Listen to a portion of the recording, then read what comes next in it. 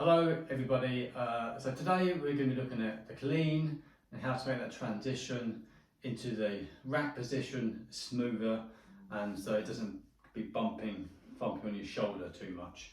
Okay, so let me show you what it shouldn't look like. Okay, so this is what I see quite often, even with quite seasoned kettlebell lifters.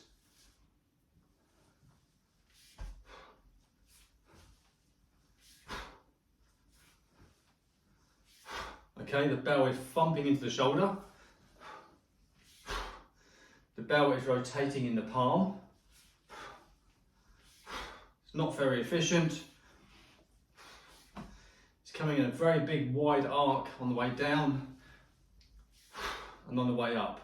Now if you cast the bell out too far, that means that the bell has to then be reined back in to land in the rack. And if it's coming from the distance out here, it is inevitably going to land heavily. Okay, so several things wrong with that. Now contrast that to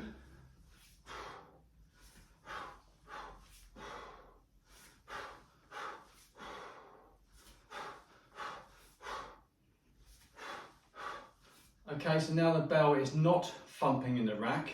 The bell is landing smoothly in the rack position.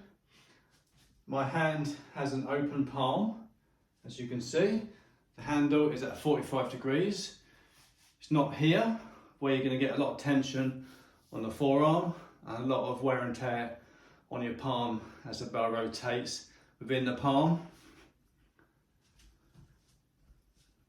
Now the reason this is far more efficient is because I'm no longer casting the bell out a long way. So if we look at the rack position to start with, now to hold the bell like this is very inefficient. There's a lot of muscle tension in the shoulder, keeping it in this place here. So what we need to do, bring the arm in. Now of course the bell will want to fall off, which you don't want. So you will need to lean back, okay, and get that elbow connected to your hip bone if you can. If not, then just the upper arm against torso. It's perfectly fine. So right now, the bell is over your centre of support. Hopefully your legs are straight and quads as relaxed as possible. So from here, what we don't want to do is cast out. What we want to do is just hop the bell off, keep it close to the body, into fingers, and then pull it up. So you're pulling quite early, retracting the shoulder blades, like so, twisting the body, and then you are inserting your hand through the handle, like so. So you're releasing from rack, into fingers, shoulder blade back, like so.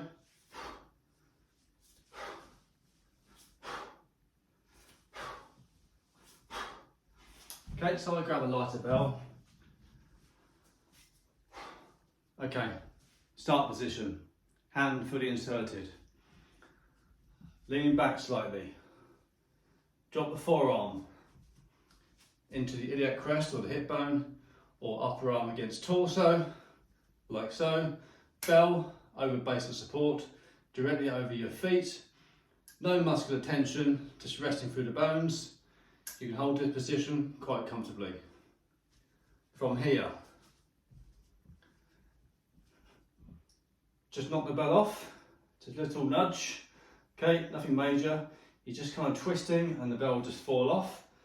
And then you're going to retract your shoulder blade and pull those fingers into the kettlebell handle like so, like a hook grip.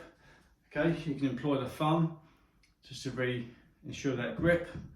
Now you're holding a hook grip, that means there's less tension going on in the forearm as opposed to gripping the hell out of it, okay?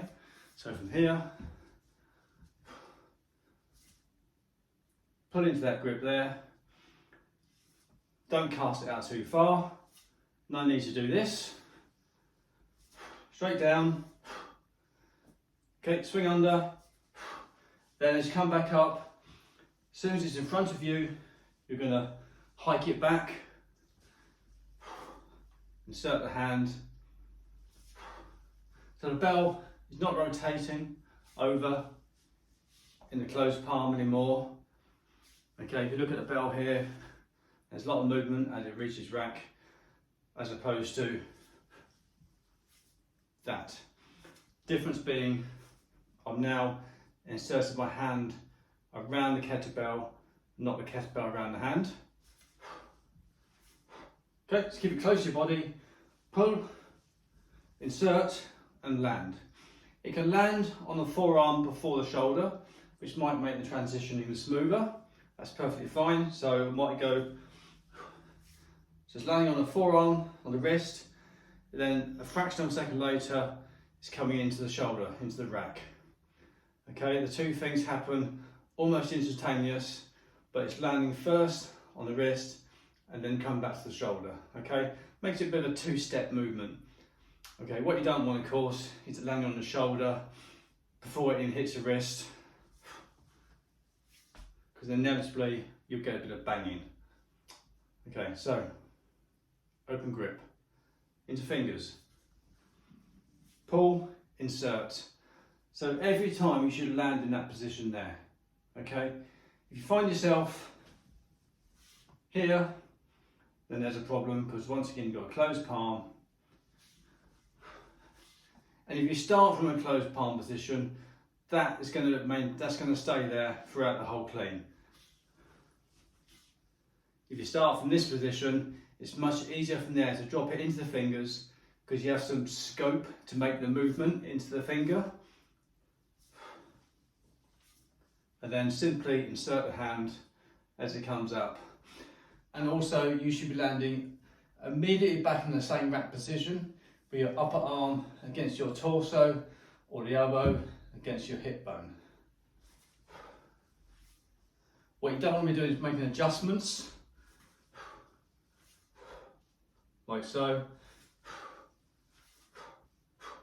Okay, start position, end position, identical.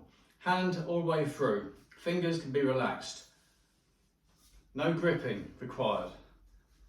Relax. Upper arm to body. Okay, you're leaning back, quads are still relaxed. Just nudge it out into fingers. Then as soon as it's in front of you again, you're pulling, and then you're inserting your hand through. Up, comes up, then here. Get the hand through, and then it lands. Okay, fingers up, comes up. It's weightless at this moment in time. You've done the hard work, you pulled the bell up, bell is floating up. You can release your grip and insert your hand through, landing on the wrist, and then straight onto the shoulder into the rack position. Nice and smooth. Okay, so let me show you with a heavier weight what that would look like. First of all, using the rotating in your palm, casting it out method.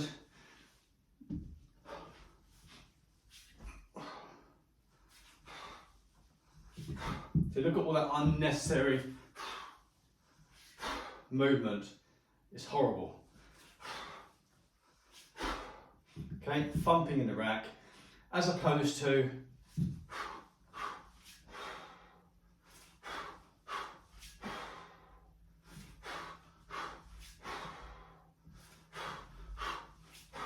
okay, into fingers,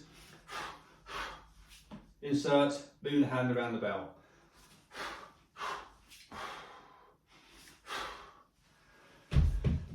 Okay, I hope that helps. In another video we'll go into a bit more detail about what happens with the legs, but for now I hope that helps you with the transition from the bell as it lands into the rack. Okay, thanks for watching.